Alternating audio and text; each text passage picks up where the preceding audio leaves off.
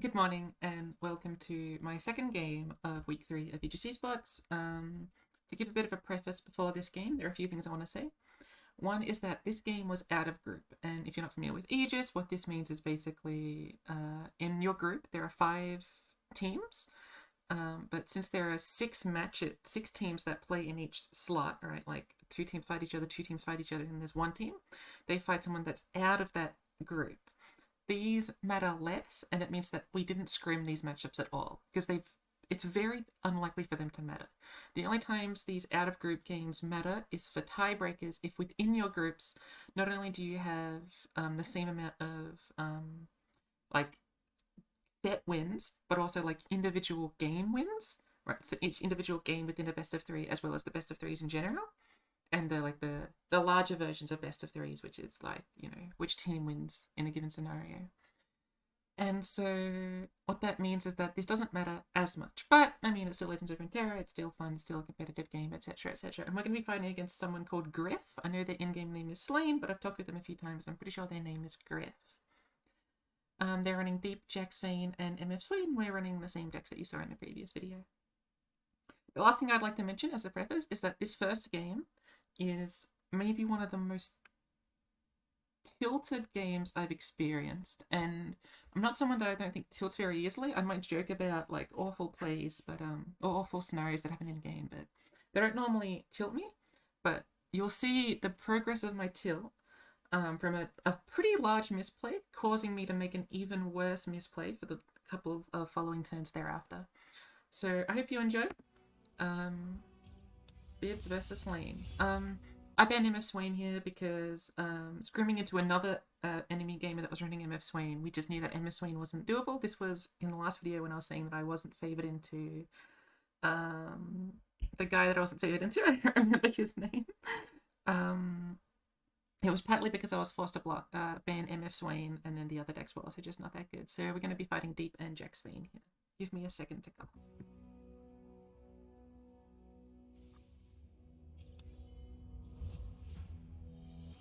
I finished coughing and we're about to get into game, which should be Jax Vayne into Deep. This is the game where you will see a few misplays, and I just apologize in advance. This hand is decent against Deep. I haven't done this matchup at all, but I'd presume that you want to keep Vayne. That's what I meant. Keeping Vayne might be decent. Just because there's a chance that early game you really want to threaten as much damage as possible, and you can do that through a Vayne, right?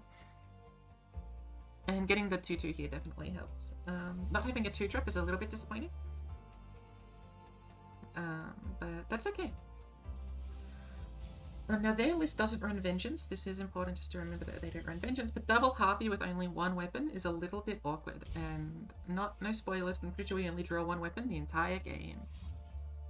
Undergrowth before I can protect this with a tough is... I thought this was bad for them because it's a low tempo. But I think it was pretty good. I decided not to play the dog here, and my thinking for that is, so I could play the dog. It's a free, it's a 2/3 that I can cheat out early. But my thinking was that I wanted to play the Piltover Castaway into the Vayne. They're probably going to end up having killed Piltover Castaway at this point, and then I want to be able to play the dog on that turn. That was my expectation. And I think Dog can also just combo with things a lot better, rather than just playing a 2-3 here that doesn't really accomplish all that much, since we can't really attack with it that much. So that was my thinking there. They play Dead Bloom Wanderer, we play Vayne as a blocker. And you can hopefully see where my plan is, right? My plan is to play the Piltover Castaway, attack into the Dead Bloom Wanderer. They block, I play the... dog, and then I tumble, and then we all get really happy. And I think I take Sandsworn Amulet here to play around like Dredger and some of the early stuff, because Combat Reel and Sandsworn Amulet don't change too much at the moment, considering we are going to full spell mana, and Fearsome can definitely be an important keyword later on. I think I decided not to attack with Vayne to play around Vile Feast. Which I think is fine to do at this point. And considering we're going to be turbo leveling the Vayne pretty quickly, because we're probably tumbling this turn, we're probably tumbling next turn as well, right? The position isn't that bad right now, especially since they've had like a really slow start. They haven't had the the Sea Scarab, they've not had a few other things. They end up having Quietus, which is fine by me. I just tumble the Vein here to do 3 damage and to proc the level up and to get the second Vein thing, considering we're not doing that much next turn. I think it's fine to just do the tumble here, because even if we don't tumble next turn, the mana ends up meaning that we'd rather discount this tumble by 1 or 2 mana, rather than just have this tumble sitting in hand and not getting the value that we can out of it. Considering we're about to play the Weapon Master. But they've got a really slow hand. There are a few hand reads you can get out of that. Either they've got a bunch of like Nautiluses and expensive units, or they've got like conditional spells like a Jettison or not Vile Feast, but that sort of stuff. Maybe the cheapening spell, but they would have played it by now. This is a tough decision. Fisherwhack or Shepherd's Authority. Fisherwhack allows us to push more damage with the Harpy, which is really important to be considering because they're going to be starting to have blockers soon. And being able to push damage through Harpy, I think, is pretty relevant. While Shepherd's Authority, I don't think does enough for that sort of game plan. But it's close, and I don't remember what I end up taking, but I think it's Fisherwhack.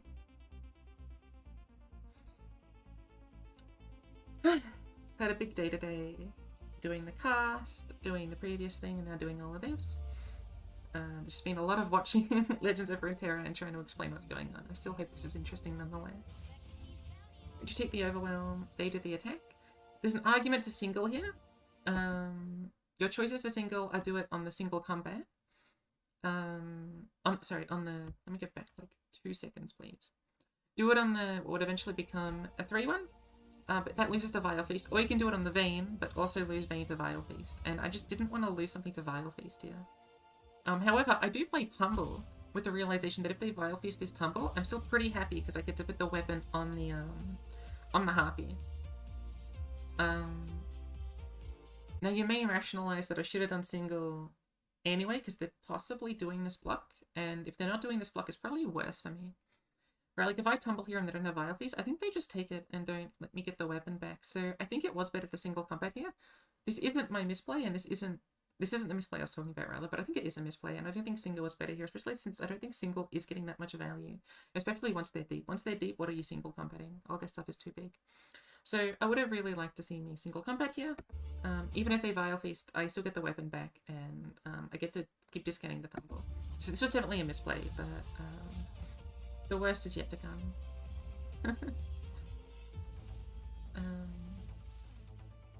I play the Harpy here.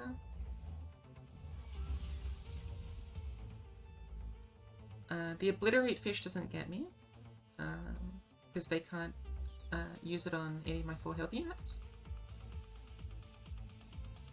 They do play the Quietus to remove the equipment, and really bad, because Harpy without equipment just doesn't do anything. Harpy isn't that good of a card if you don't have equipment, and we don't draw any more equipment for the rest of the game.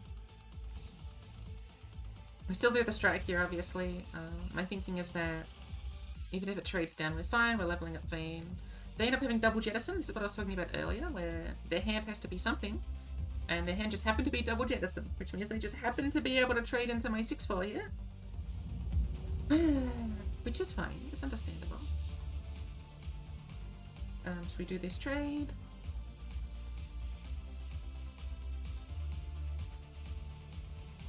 And then we just attack with the 2 units. Level up the Vein.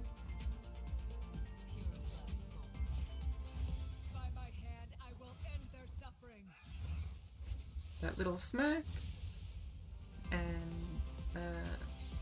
because they're deep, this isn't a great position, but they've only got 3 cards left, and while it could be Nautilus, they're only having 3 cards, now 2 left. It feels pretty good for us, and we're seeing them toss some of their biggest cards like Devour the Depths and Salvage. So provided they don't have a Nautilus, we're in like a pretty decent position. They attack my Vein, and as we all know, I play Concerted Strike here, and I don't play catch.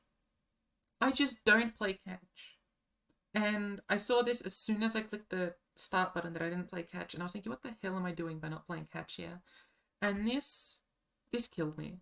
Not playing catch killed me because I wasn't winning quickly, but it also just killed me mentally. Just forgetting to do the catch here really fucked me up. And there's really... there's nothing I can do to justify this as a play. Because if I play catch, I can also just tumble with a Vayne, kill the 2-1 or do a bunch of damage with the Nexus, and... hell, maybe you even single combat to just threaten like even more damage. It's just... this catch was so important, and the catch not coming down here really fucked me up. Ah, I forgot to mention. I Darius emote too much for any one human to be doing. Now, I normally Darius emote when I make a big misplay. I do it a few times if I make a massive misplay. I do it way too much here, and I just apologize in advance for the amount of Darius emoting I do over the course of the game. I apologize to Griff, and I also just apologize to Legends of Runeterra in general, because this is way too much Darius emoting.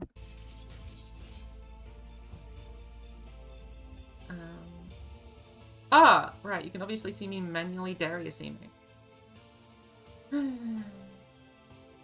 And here I'm just thinking, I'm pretty sure I have to single here just to get that strike through that I was talking about. Because I can't let this 7-1 be around, and the 7-1 will be around forever. Right, I can't kill the 7-1 in any way except through a single right now. So I'm pretty sure I decide to single and I decide to tumble and just try and put them on any vague attempt of a clock, presuming that they don't have Nautilus yet. I do the tumble first, which I think makes sense. If they trade it into the 7-1, I'm really, really happy. But push comes to shove, we're doing the single combat. Yeah, they just take the damage and then we're doing the single combat, right? But we can do it next turn, sorry. You don't have to do it this turn, we can always do it next turn. Single combat isn't necessary, but I know I end up doing a single combat. Here we end up playing Range Knight Defector. Because we do want to keep up mana for Rally just in case. It also just depends what we draw. Deadly Wanderer isn't that bad for us, in all honesty. It's better than any deep unit. It's better than Maokai, it's better than Nautilus. So we just do the single here. And try and start threatening damage with the Range Knight Defector. And pushing things through. Because they haven't had Maokai or Nautilus, this isn't the worst position in the world.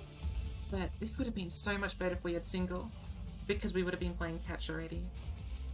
And we didn't have to single the 7-1 for no reason. They play Maokai, so now our deck only has 4 cards in it, and no champions.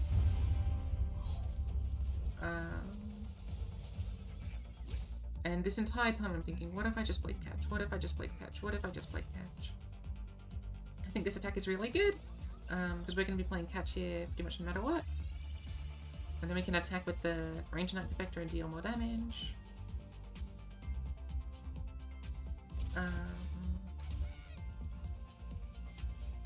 I'm pretty sure I tumble here. Now, okay, if we rallied, we would have pushed 5. We would have pushed 5, we would have pushed 9, and then forced them to block. They block the Vayne. I think rally was better here, for sure. We rally on the 5-2, with the 5-1. We attack with both of our units because we don't have a scout. If they don't block, we get to tumble and kill their Maokai, but they know that, so they end up jump blocking Vayne, and then losing Maokai anyway. And we would have had the barrier on the thing. So we definitely should have rallied here, but you don't know how much I was in my head about this fucking thing. And all I was thinking about right now is I should kill the thing to avoid the sapling. I end up doing this trade. I Darius Hemo because I realized I could have rallied to deal a lot more damage. And this is not a game becoming of a Worlds player. And all I'm thinking about is how awful every single play I'm doing is. The catch really put me in a bad mindset. They play Lure into, from memory, VLLY. Right, they don't have any sea monsters in hand, so they just play the VLLY. Now, we actually have lethal in hand. Right now, we still have lethal in hand. And I'll explain it as it goes on. We play the Harpy, they attack. Now, they get Dredge Treasures from their attack. And the way we win is that we rally on the Harpy, we attack with the Harpy, and then they're forced to block. And their best block is with the Dredge Treasure. Now, if they don't attack, we have lethal. If they don't block, we still have lethal. So they block with the Dredge Treasure. Then we do our full swing.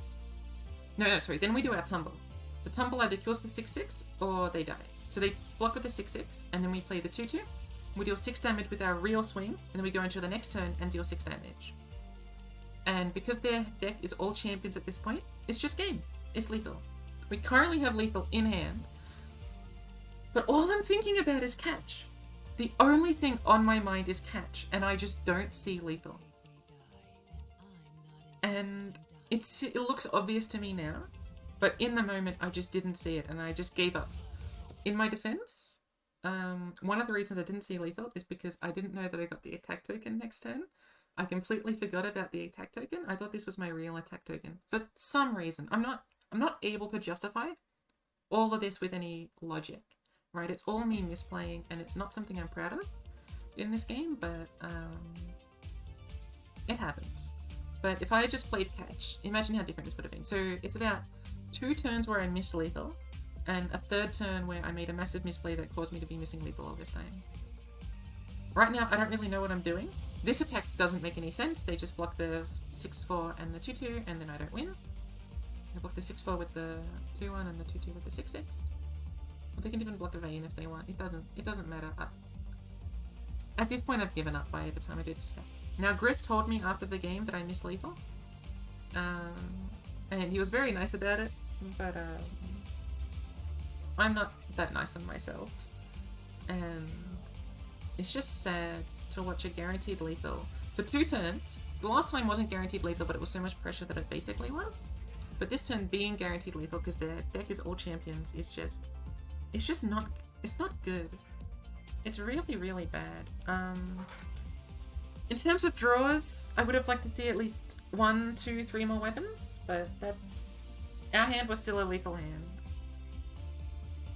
And it's my fault for not winning this game.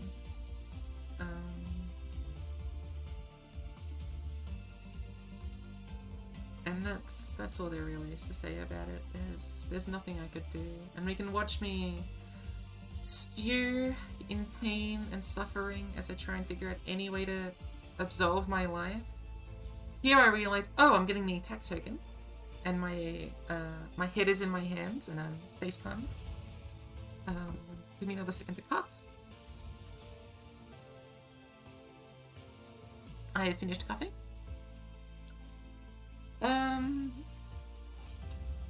And yeah, it's not great, but this is what I end up doing, and they have Nautilus. They have Maokai. They didn't even get the Nautilus, but we drew nothing but 2-2s in the last 2 turns, and that was it. That was game. I didn't care. I knew their last cards were Maokai at this point. I think I drew a combat cook. Fish fight hit, whatever. Yeah, they draw the Nautilus. If I had guessed, it didn't matter. I let them get the swing in. You should always let the enemy gamers get the swing in. It's just good fun. I try not to surrender too often. Let them get the cool swing with the cool bear. But, yeah. This was not a good mindset to be in. And going into the next game, I wasn't feeling all that great. All I was thinking about was the catch. And how stupid I was. Like, I knew I was going to Concerted Strike. Even if I didn't have catch, I think Concerted was correct there. But because I had catch, Concerted just, like, it's such a blowout for them. It's such a blowout. And catch isn't doing anything else in that matchup. But here we are in the Jack's Vayne mirror. Now, I haven't watched these back, so I'm hoping these are more interesting. The Jack's Vayne mirror. I haven't watched this back, and I know these games from memory are a little tight. I think one of the games, spoilers, there are 2 games, ends up with us being really, really low. Both of us being really, really low on HP in a really tight set from memory. But I don't remember them fully, so I'm going to be excited to see how this goes through. And hopefully I can forget that I didn't play catch. I full mulligan here. It's arguable to not full mulligan, because Dural is pretty good, and the weapon is pretty good in Demacia mirrors. And Fish Bite is good for killing their stuff, but if you don't draw some of your beefy units, you're just going to get out-beefed. And so I think full mulliganing was correct, and we definitely got a much better draw, in my opinion. Both Vayne, Combat Cook, and the Range Knight Defector are great, and having a turn 1, this was just a really good draw from us. And from memory, if this is the matchup I'm thinking of, they don't have that good of a draw. But I think we just developed the unit here. If they play Jax, we get to kill Jax, which is a great feeling. Even if they get to re-equip the weapon and do like weapon synergy stuff with that, it's not the biggest thing in the world. I definitely remember how this game goes out now that I'm seeing it, and some of the lines that I take in a mirror that I've never done before.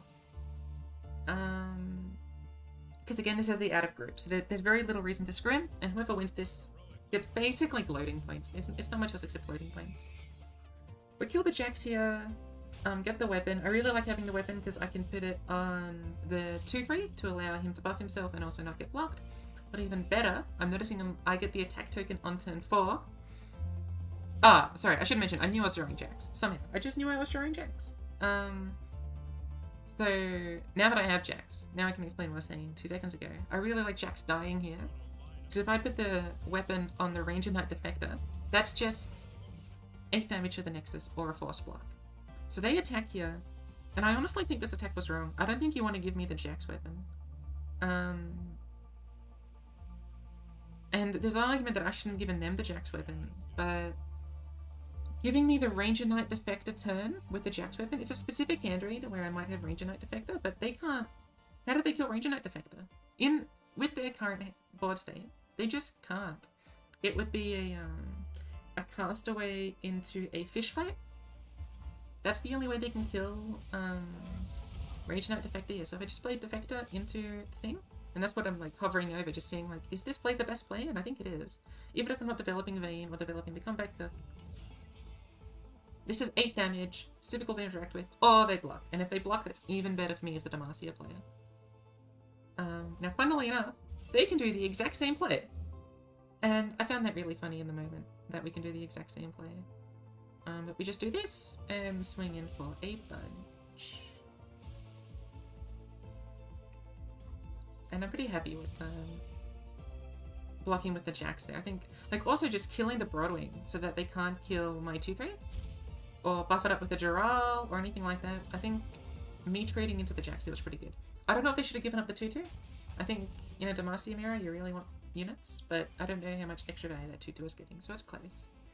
We get the Jax here, which means we can change who gets the weapon later when Jax is maybe leveled. Giving him Overwhelm and all the Jax stuff. But we've got a real good hand here. We've got a bunch of weapons and a lot of things that enjoy seeing a bunch of weapons, and they don't have a Vayne, while we do in hand. So I think we do Hookmaster Vayne here into, I think, Castaway... Sorry, we do Hookmaster Vayne into Comeback Hook Jax from memory. I think here we just take the Authority, because we can push in a lot of damage and we don't need to block that much. And from memory, all I'm thinking here is I can take 8 damage and push even more damage on my next swing. I don't play Vayne yet. My hope is to get them to tap under Fish Fight or Single. I don't know if they run Single. This is just... I don't remember what they run at this point.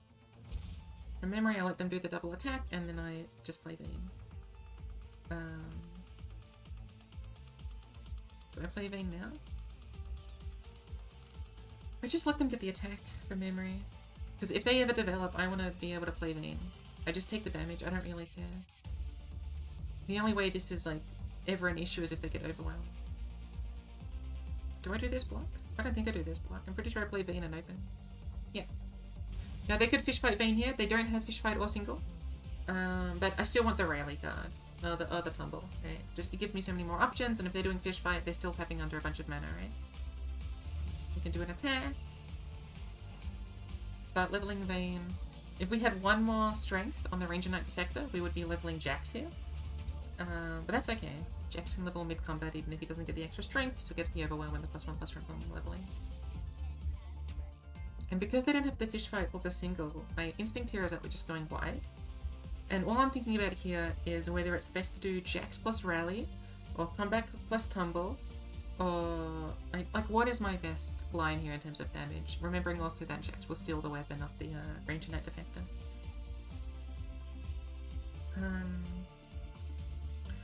My memory is that I decide to attack first, and I'm only saying that because I'm seeing it happen. Then play Jax so that he's leveled, and then rally afterwards. It also levels up our Vayne, I think? No, we're one off from leveling Vayne with that line. We do this, I think they should have gone...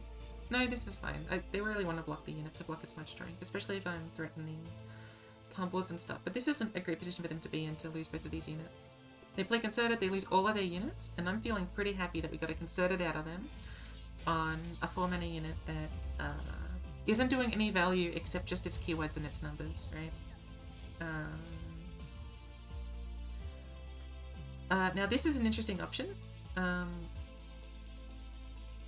We've got a few options. We can tumble the Vayne with the no block weapon, and then rally and level up Vayne and deal 12 damage. No, we deal 13 damage because Vayne levels up. But it means that depending on what they play, we could be forced to do really awkward blocks next time. And leveling up the Vayne doesn't do that much depending on what they play, especially if they've got Harpy, right? Because if they've got Harpy, leveling up Vayne and getting a free tumble and just attacking into the Harpy doesn't win me the game, it loses me the game. And if they've got Harpy, I'm forced to block twice because they just put the quick attack weapon on it, and that's not the winning position that I want to be in. So right now, all I'm thinking about here really is like Harpy and how to play around Harpy in the best way possible. And so while I think I do go for a tumble lane, I don't go for the tumble plus rally, and I think I end up playing Jax. But they've only got 3 cards left in hand, and all I'm thinking about is how do I lose this game, considering I'm in a really favourable position with both champions, 2 quote-unquote rallies in terms of the tumble and the rally, and also just like 2 really good value cards and the 2 4-mana cards in the left side of the hand.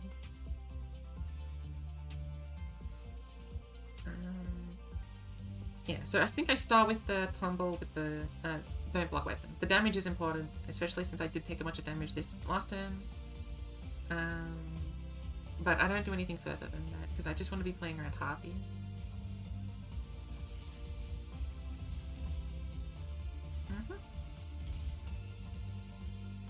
And from memory, I play Jax here. My only reason not to play... Sorry, I should mention. The one reason I wouldn't play Jax here is because I want to discard the Jax weapon since Jax automatically creates a Jax weapon. The Light of Acacia, right? So that's the reason I don't play the Jax weapon. I think you just do fix them here. I think I'm thinking about the mana, and I'm saying that the mana doesn't matter. There's no mana points that we're trying to reach that changes things.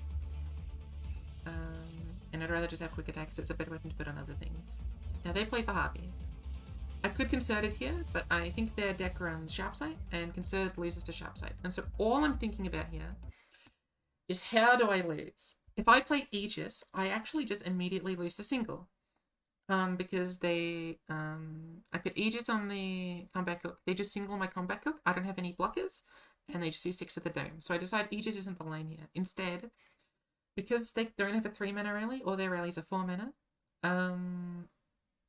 we just play a blocker, and we just play Hearts Made Whole, and we win that way. By blocking them twice and then attacking them in the turn after. But here I'm just deciding whether rally is worth it, and I realize this loses to single combat. So they're definitely running it, because otherwise I would have just played rally here. So I think I pass and let them attack me so I can pass Made Whole into Jax. And I'm feeling pretty good. I'm gonna pause one more time to come. Give me a second. I have done nothing but like talk all day, so I do apologize for muting myself temporarily just to cough. But I think I decided to play the Jax here. I think because if I block with the combat cook, I can just discard the combat cook weapon, is my thinking. And so it might be safer just to play the Jax just in case. Or am I blocking with the Jax here? In the end, it's mostly about nothing, what I'm talking about here, right? It depends which unit we want to keep back, and which thing we want to discard. Remember, I get rid of the combat hook and just discard the combat hook weapon. I think it helps me do lethals, especially with Concerted Strike with the Jax. Because if they block in certain ways, it means we can Concerted Strike to push extra lethals. Yeah, we pass here, force them to attack us so that we can pass Made Whole. And we're in like a really happy position right now. Again, we can't do any of this tumble, concerted, or golden aegis stuff because all of it just loses to single combat. And I think at the moment we can play around single combat, which is why I decided to do it. Right? Because I think we're in a really favorable position that we can justify not playing around single combat. Remember, we just open. Getting the Jax is really... I really like getting the Jax here. It allows us to play around single if we want to do Jax plus concerted. And they block the Jax or something. Yeah. So they end up doing this. I think I just let this trade go through because I've got the Rally and the Tumble in hand. And getting rid of one half of Harpy is really, really important. Well, not super important, but it's good. And having Jax be able to threaten lethal with both Tumble and Rally just feels great. And we can also just play Jax, remember? And we can also play just so many other things. And this is just lethal from memory. From memory, they just don't have any cards that I was playing around to begin with. And this is why I kept Jax, right? Because Jax, when you've got Vayne combat tricks in hand, by combat tricks, I obviously mean Tumble and Rally. Very famous combat tricks, these slow speed spells. Just works out to be favorable in our hand. But it was a close matchup, and I think we got lucky by having Vayne and them not having any forms of interaction. No fish fight, no single. They had one concerted they played earlier, but that was to kill a unit that didn't have any text on it. It literally just had Scout and Quick Attack at the time, and the Quick Attack I was getting back anyway. And now we have a Red Gwen versus Jax Vayne. Which is, again, I've never scrimmed this matchup because it didn't matter too much. But what I do know from watching Eniamore play Seraphine into this deck, because we were practicing this a lot because he plays Seraphine and I end up playing Vayne Jax against him, is that you want to kill Vayne on 3. If you can kill Vayne on 3, then you just need to like spot remove like the big threats. But Vayne is sort of like Katarina and Ruined Reckoner, where you just the constant free attacks is something really annoying to deal with. And so I decided to keep Katarina plus Ravenous Flock for specifically that reason, to kill Vayne on 3. And then you keep the Hollowed because it's a Hollowed. And this draw is just immaculate. Getting Host and Host is great early game. It's a really good card in this deck. I'm getting the Hollowed procs and just being a well-studded unit. And then we've got the Sentry Flock. And then we just draw Gwen. This is a really good draw on our side. Like an insanely good draw. And while they're getting probably their decent draw as well, I actually think the 2-2 would have been better for them, right? Because at least they can block the host. And they're not even able to hold up any patch or anything for our Sentry Flock that we're probably doing. And we can just do Sentry Flock into Gwen. I don't remember if they play Vayne. No, they play Jax. My memory... Right, I remember this play. Because they played Jax, and because I've got Sentry Flock still in hand for a Vayne, I actually play Katarina here. Because their only challenger unit has 1 HP. So if they challenge Katarina, I can just... Blade's Edge, the 2-1. And then I'm able to attack with Katarina and force them to do either single or do fish fight, because they do have the attune weapon on the Ionian Hookmaster. Either way, if they're doing all of these plays, it sort of slows them down quite a bit, and it allows me to protect my Gwen from pretty much everything else. And protecting my Gwen is going to be pretty useful here. And if they attack with the 3-2, we also get to block with a host. So from memory, I play Katarina here, and I think it's a really good Katarina. On topics of good Katarina, I do want to say that next game against like the team set has a really fun Katarina. And I'm still really happy with that Katarina. But they do this, and I'm pretty happy with this. Now, they could play a combat trick, like, I don't know if they're running Sharp Sight or that sort of thing, but from memory, there was combat tricks, but even if they use a combat trick to kill Katarina, I'm protecting myself pretty heavily, and this is good. This is a good position to be in. Now, from memory, they fish fight. They got the attune, so they can fish fight my Katarina. But my Gwen stays alive. My Gwen cannot die here. And Jax doesn't have Quick Attack, and that is, well, it's only 1 mana. It is mana that we're taxing, right? Like, we're a tempo deck, and we're trying to threaten a bunch of mana points and aggression points. Another really good top deck. And so forcing them to even do that 1 mana can be really, really important. Which is attack here. Now, I want you to vote on your phones. Which card is the most punishing card that they can play right now? I'm going to give you 3 seconds to decide. 1, 2, 3. It is not a card that I was thinking about a single bit, and it's Jax's Counter-Strike, which kills the Vayne.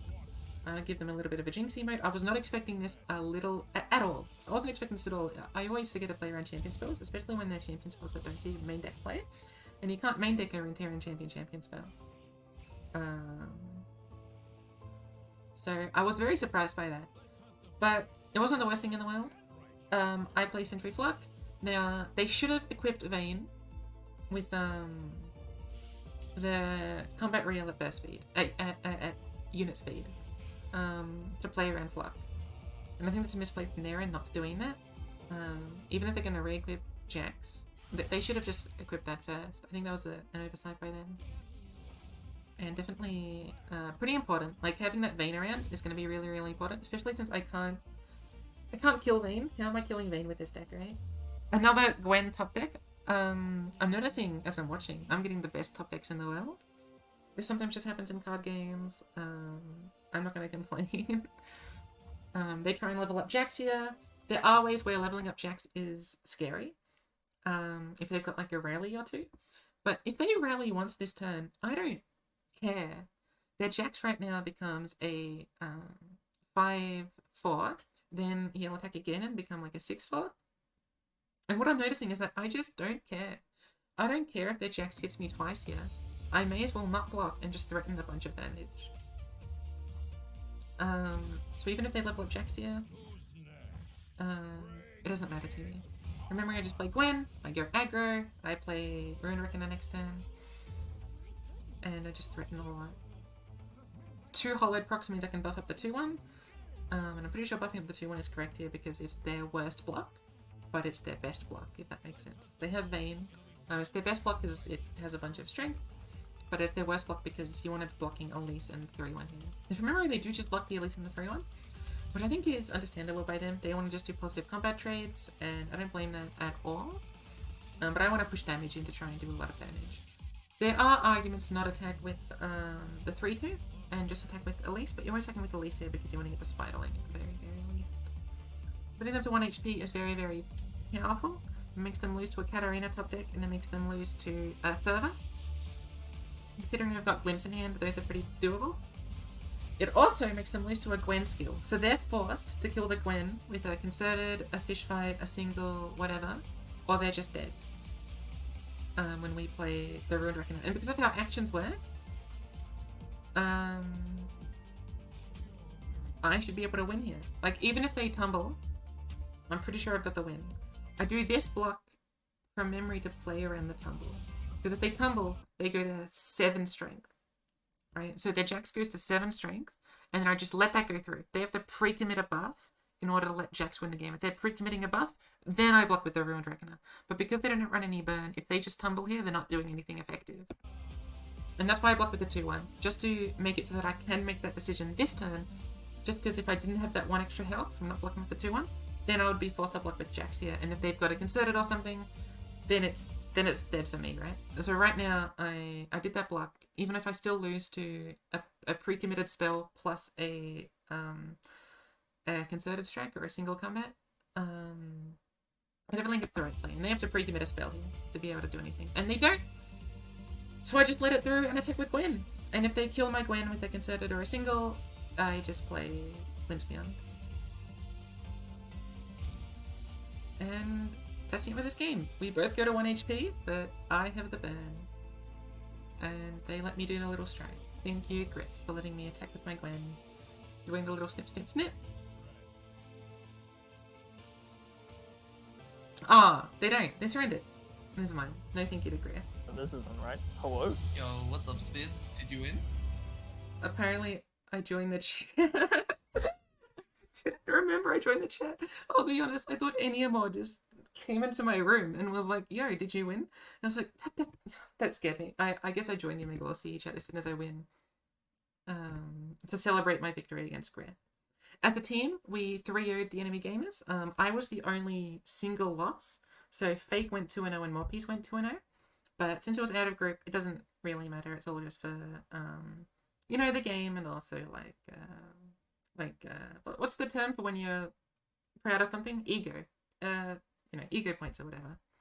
With those with this games, the cash play still haunts me in my dreams, but I think the Jax, Vayne, and the Red Gwen were well played on my end, even if I had really good draws in both of those games, which you don't notice as much when you're playing, especially if it's your early turn draws. But seeing just how the draws turned out, it was pretty lucky from my end. I have to admit that at least a little bit.